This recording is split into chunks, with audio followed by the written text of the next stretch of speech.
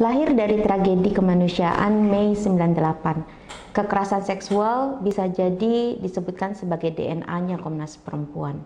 Karena itu, dari awal Komnas Perempuan memfokuskan pendataan, pendokumentasian, dan pencarian fakta juga tentang tindakan-tindakan kekerasan seksual yang dilakukan di dalam berbagai konteks yang terjadi di Indonesia. Dari dokumentasi pada tahun 1998 hingga 2010, Komnas Perempuan menemukan 15 jenis kekerasan seksual yang dialami oleh perempuan Indonesia. Yang pertama adalah perkosaan, dan bentuk-bentuk perkosaan ini melebihi dari definisi yang ada di dalam KUHP kita, karena tidak hanya penetrasi dari alat kelamin laki-laki ke alat kelamin perempuan, tetapi dengan berbagai bentuk pemaksaan hubungan seksual lainnya. Di dalam proses untuk perkosaan seringkali terhenti tidak karena pelaku ingin menghentikan, tetapi karena ada tindakan dari pihak lain ataupun korban berhasil melarikan diri. Percobaan perkosaan, ancaman untuk tindakan perkosaan, dan lain-lain dalam bentuk intimidasi kekerasan seksual adalah jenis kedua dari kekerasan seksual yang ditemui. Yang ketiga adalah pelecehan seksual. Tindakan bisa berupa fisik maupun non-fisik yang diarahkan kepada seksualitas perempuan dan dimaksudkan untuk merendahkan perempuan sebagai objek seksual saja. Tiga hal ini, yaitu perkosaan, percobaan perkosaan maupun penyerangan seksual dan pelecehan seksual ini sebetulnya kerap juga disamarkan dengan kata pencabulan di dalam KUHP kita, sehingga ketiganya membutuhkan pengaturan yang lebih baik, sehingga kata pencabulan tidak digunakan untuk mengurangi derajat pengalaman perempuan pada tindak kekerasan yang dialaminya. Bentuk atau jenis yang keempat dari kekerasan seksual yang juga ditemukan oleh Komnas Perempuan adalah eksploitasi seksual. Nah, eksploitasi seksual ini sebetulnya dia menggunakan lebih banyak bujuk rayu ataupun penyalahgunaan ketimpangan kekuasaan untuk tujuan-tujuan layanan seksual yang dapat dinikmati secara sepihak oleh pihak pelakunya. Misalnya saja, seseorang menjanjikan perkawinan kepada pacarnya agar bisa mendapatkan layanan seksual, tetapi sebetulnya tidak pernah ada niatan untuk melangsungkan perkawinan itu sendiri. Bentuk yang kelima adalah perdagangan orang untuk tujuan seksual. Ini sebetulnya dikenali di dalam hukum Indonesia terkait dengan tindak pidana perdagangan orang. Di dalam tindak pidana perdagangan orang ada bentuk-bentuk yang tidak bisa segera masuk karena keterbatasan dari unsur hukum penjelasan dari tindak pidana orang itu. Sehingga bentuk prostitusi paksa yang tidak memuat unsur perdagangan orang menjadi luput dari perlindungan hukum. Ini adalah bentuk ke-6 yang ditemui. Dalam proses prostitusi paksa, kerap pula perempuan kehilangan kemerdekaannya secara total dan seolah berada dalam kondisi penghambaan. Ini kita kenal dengan kata perbudakan seksual. Dalam hukum Indonesia, kata perbudakan seksual dikenal dalam bagian tindakan kejahatan terhadap kemanusiaan. Sayangnya, jika tindakan kejahatan terhadap kemanusiaan ini tidak dapat dibuktikan, maka perbudakan seksual itu sendiri gugur di hadapan hukum. Jenis yang kedelapan adalah pemaksaan aborsi. Jadi kita tahu di Indonesia tindakan aborsi adalah ilegal, tetapi orang yang menyebabkan orang lain terpaksa melakukan tindakan aborsi atau dia memaksakan seseorang lain untuk melakukan tindakan aborsi, ini sama sekali tidak dikenakan hukum, karena hukum kita hanya melihat kepada pihak perempuan yang melakukan aborsi tersebut ataupun pihak medis ataupun non medis yang membantu tindakan aborsi. Jadi bukan pihak ketiga yang menyebabkan si perempuan terpaksa melakukan aborsi. Jenis ke-9 yang ditemukan di dalam pengalaman Indonesia adalah pemaksaan kontrasepsi.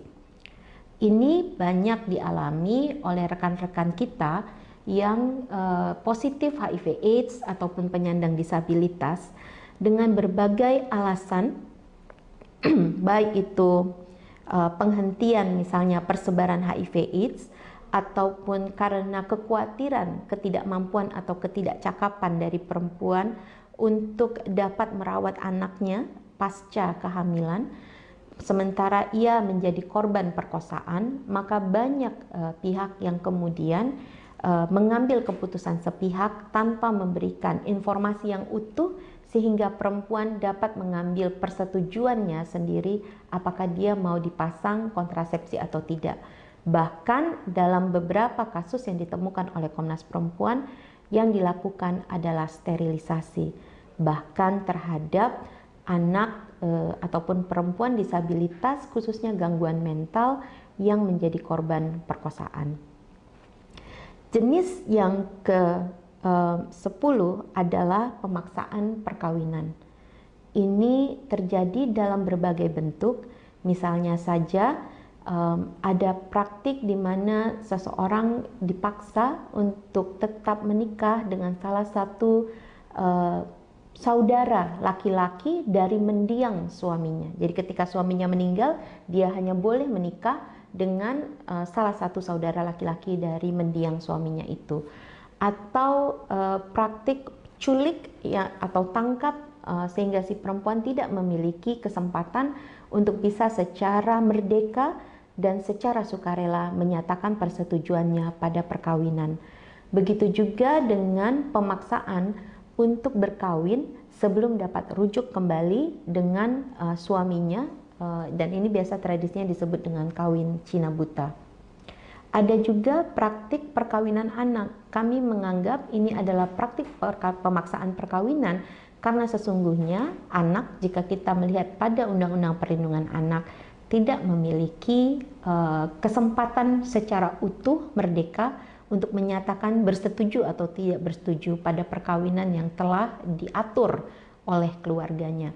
Kasus-kasus ekstrim di mana anak perempuan dikawinkan dengan seseorang yang berusia sama dengan orang tuanya atau bahkan 2 kali lipat dari orang tuanya, ini juga kita catatkan. Jenis berikutnya adalah penyiksaan seksual. Kata penyiksaan tidak dikenal di dalam sistem pidana kita kecuali di dalam kaitannya dengan pelanggaran HAM berat, sehingga ketika terjadi sebuah tindakan tetapi tidak bisa dibuktikan bahwa dia merupakan bagian dari tindak pelanggaran HAM berat, penyiksaan ini sendiri juga tidak dapat diangkat secara hukum. Paling jauh akan diatur melalui pasal-pasal tentang penganiayaan. Padahal jika kita merujuk pada konvensi menentang penyiksaan dan bentuk penghukuman lain yang juga tidak manusiawi dan kejam yang telah diratifikasi oleh Indonesia melalui Undang-Undang Nomor 5 Tahun 98, penyiksaan memiliki intensi yang berbeda dengan peran negara yang sangat spesifik dan karenanya membutuhkan pemidanaan yang berbeda. Jika cara penyiksaan dilakukan dengan melakukan serangan kepada tubuh dan seksualitas perempuan, maka ini bisa kita sebutkan sebagai penyiksaan seksual. Komnas Perempuan mencatat bahwa di dalam konteks pelanggaran-pelanggaran HAM yang terjadi di wilayah-wilayah yang pernah menjadi daerah operasi militer, misalnya, tindakan penyiksaan seksual ini terjadi. Yang berikutnya adalah penghukuman yang bernuansa seksual dan juga merendahkan martabat kemanusiaan. Mungkin kawan-kawan kenal atau pernah mendengar kasus di mana pasangan kemudian diarak telanjang sebagai bentuk penghukuman. Ini kami sebutkan sebagai juga bagian dari kekerasan seksual, karena yang terjadi adalah selain dia keji, tapi dimaksudkan untuk merendahkan martabat dari pihak-pihak yang dihukum itu. Dan karena perempuan merupakan simbol kesucian di dalam masyarakat, dalam penghukuman serupa ini dampak yang dirasakan oleh pihak perempuan berbeda dari pihak yang laki-laki. Jenis lain yang juga ditemukan oleh Komnas Perempuan adalah praktik-praktik tradisi yang harmful ya, atau membahayakan perempuan karena dia juga bernuansa seksual. Misalnya saja sunat perempuan. Kontroversi sangat tinggi di sini, tetapi spektrum dari tindakan sunat perempuan mulai dari simbolik sampai yang mencederai secara fisik organ seksual perempuan itu didasarkan pada sebuah pemikiran yang sangat diskriminatif terhadap kemampuan diri perempuan dan dimaksudkan untuk mengontrol seksualitas perempuan. Karenanya, secara berbeda, Komnas Perempuan juga menyebutkan kontrol seksual sebagai jenis kekerasan seksual yang lain. Kontrol seksual ini bentuknya beragam.